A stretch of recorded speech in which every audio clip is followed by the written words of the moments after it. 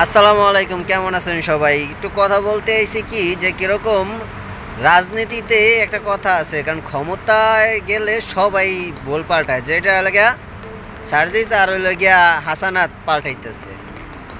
ছাত্র আন্দোলনে ঠিক আছে স্বৈরাচারের পতন হয়েছে, আর এখন লেগে নিজেদের বাপের সম্পত্তি মনে করতেছে।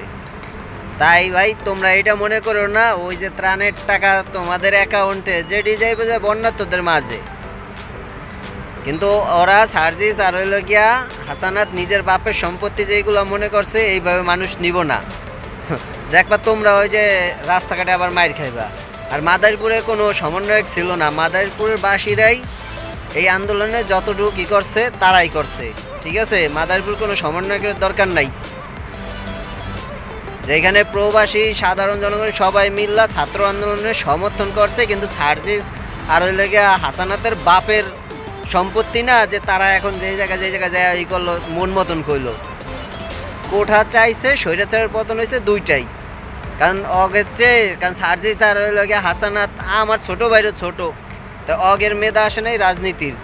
এদেশে বহুত ভালো ভালো বেটারা রাজনীতি করে, তাই বলে ছাত্র হ্যাঁ কোঠা আন্দোলন করছো, ঠিক আছে, আমরাও সাধুবাদ জানাই, কিন্তু নিজের বাপের সম্পত্তি মনে করে এখন আর দেশটা আবার ওইভাবে চালাইতেছে এখন না।